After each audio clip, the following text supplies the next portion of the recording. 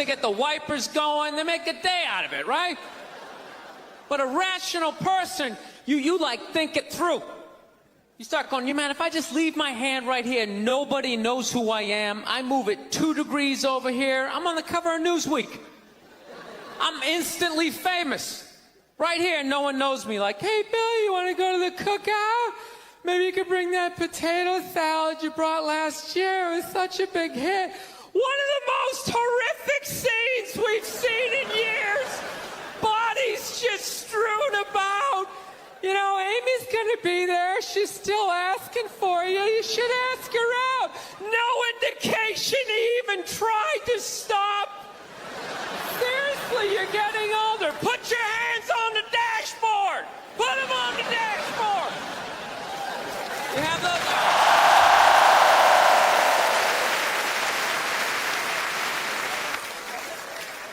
No, I have that stuff all the time. I do. My girl took me to a street fair recently, right? You guys have street fairs out here? You know, they close off the block. There's like shawarma. There's like stuff made out of buttons, right? People with no teeth are making keychains, right? It's a typical girlfriend idea. It sucks, and it's gonna take all Saturday, right? She's all excited. She's like swinging my arm. Oh my God, this is gonna be great. I'm like praying for lightning. Maybe some like scaffolding to fall down on me, you know? No, we show up, right? The first thing she sees is this big table and nothing but homemade jewelry, right? Homemade jewelry. It's got twigs, macaroni in it. It's a table of crap. It's crap. The whole thing is crap. But she loves it. She's like, oh my God, look at these earrings. Do you like these? Do you think these are nice? I just want to be like, no. If they were nice, they'd be in a store, all right? There'd be a roof, some sort of structure would be built around this. This is crap. This is just a table of crap. The guy's even wearing shoes. That's a good indication that this is crap. But I didn't want to ruin a day, so I'm like, yeah, go ahead, check it out. I'm going to go get some air. Even though we're outside, I think there's more air to be had, right? So I walk like 3-4 tables away, and I come up to this lady. She got this big table of nothing but muffins. Muffins, right? It's like 85 degrees out. She's selling muffins, and she's got this big stupid, look at the muffins I made. Look on her face. And the second I saw that part of my brain was just like, dude, what would happen if you just walked up and just said, hey, lady, these your muffins? Oh, yeah? And I just started going, blam, blam, blam, blam, blam, blam, blam. Like, how many of these muffins could I mush before anybody did anything? I mean, realistically, I think I could have got the whole table. Because even if you saw me doing that, it would take at least 5 to 6 seconds to process. Like, did they say he could do that? Is it like a game? Do you eat the muffin off your fist? That just seems like a waste of pastry. You know, there's no security at a street fair. There's no bouncer staying there. He's mushing the muffins. Okay, I'm on it. Sir, we're going to have to ask you to leave. And he just choked me out. So I just started thinking of the horrified look on this lady's face as I started slamming these muffins. And out of nowhere, I just started laughing like a maniac. I'm like slumped over this fried dough cart. I'm dying. My girl looks at me. She's like, what the hell are you laughing at? And like an idiot, I actually tried to explain this screwed up thought to her. I swear to God, I'm just sitting there like, I was just thinking, what if I started punching the muffins? You know what I mean? I just started punching them. She's just looking at me like, why do I go out with you? Dude, but I swear to God, if I never broke eye contact the second I started hitting those muffins, that lady, she wouldn't even been able to call for help. I would have been in her head. She'd be like, did I go to high school with this guy? Why would you do that? Muffins are a happy food. I don't understand this. No, I gotta learn to let stuff go. I do, I got issues. I do. My neighbor got her dog fixed. Got this dog neutered, brand new dog, puppy. Got the thing neutered, and I'm like, what the hell did you do that for? She's like, well, you know, if I didn't do that, he was gonna hook up with another dog, then they're gonna make more dogs, and what are we gonna do with all these dogs? It's like, why don't you just let them go? So they'll be fine. I think that's what every city needs, just a nice pack of wild dogs just running down the street. It'd help with the obesity problem. Just chase people to the cars after they eat some big meal, you know?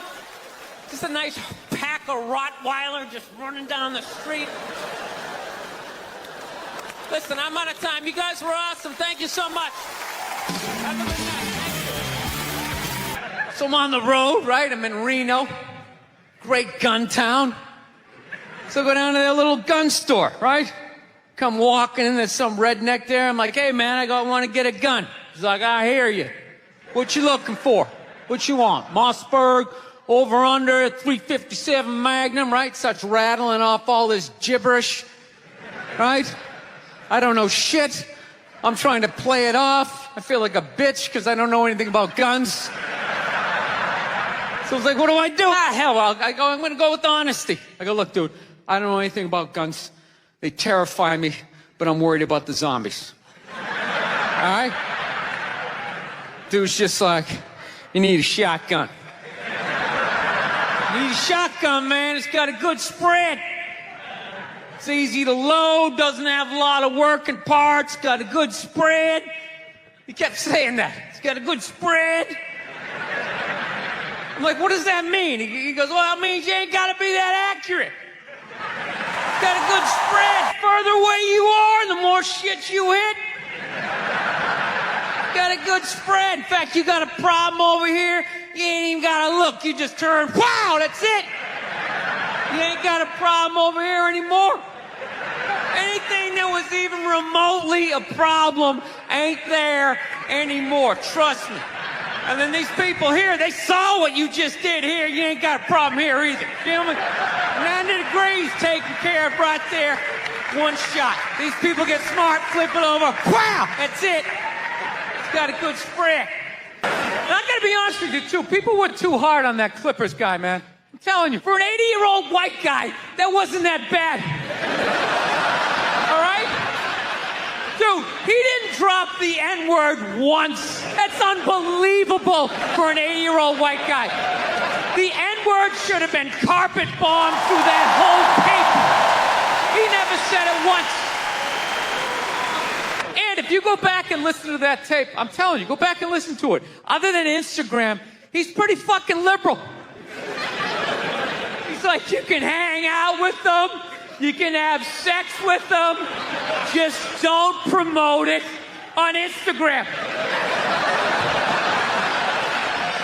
It was the weirdest, most compartmentalized, like, racism I ever heard in my life.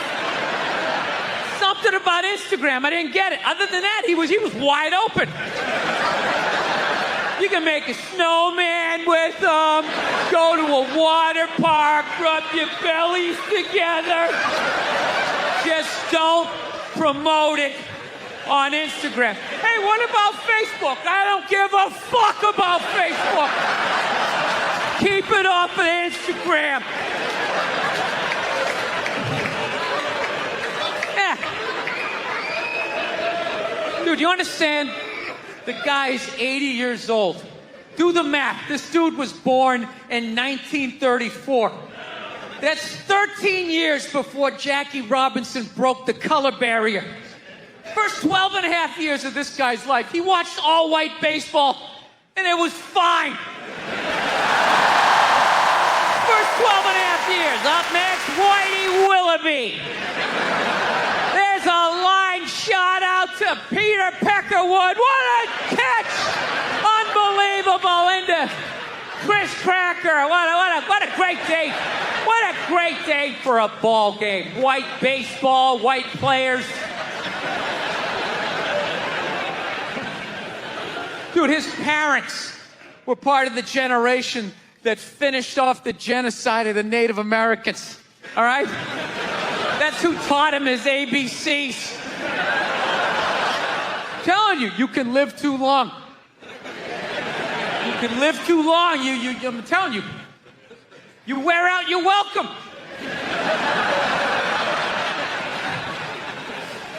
I swear to God, this fucking guy, I bet in the 1940s he was considered like a hippie. You know? Just walking around, hey, you can hang out with them. You can have sex with them, man, you know? His dad's getting all pissed off. Let me tell you something, see? You stay with your own. Hey, you stay with your own.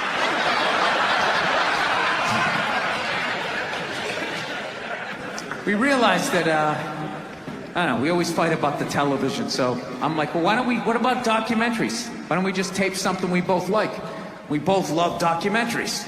They're fun, right? You watch them, you learn something, you repeat it at a party, people think you read. So I tape, first one I tape is on Elvis Presley. So I sit down, and I'm watching this documentary as a white dude, which is what I am. I'm looking out my white head, watching this white shit. It's coming back into my white eyes, getting whiter by the fucking second. Right? Now my wife, on the other hand, she's black, right? So she starts watching this shit as a black person, right? And she's seeing all the racism, obviously, that I'm seeing, but she was catching all this subtle shit that I was too white to see, but I knew I was missing it, because I just kept hearing her huffing and puffing, just sitting next to me being like, and I'm just sitting there like, okay, somebody did something. I don't know what just happened, but I don't think that was good. So right when I didn't think it could get any worse, it could get any more uncomfortable between the two of us, this fucking white dude comes on who evidently discovered Elvis. And he's like 190 years old, and he comes out and starts talking. He's just like, well, basically, I was looking for a white boy that could take the down and dirty, nasty blues and combine it with the pristine, angelic sounds of bluegrass.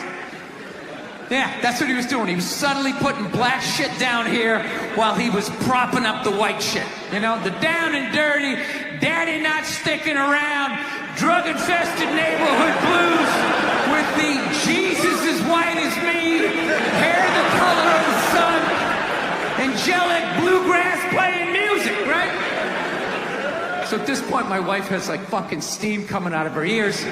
So I make a judgment call. I just fucking shut it off, right? And she looks at me, she's like, why did you shut that off? Why did you shut it off? I was like, because you're about 3 minutes away from yelling at me like I produced this music.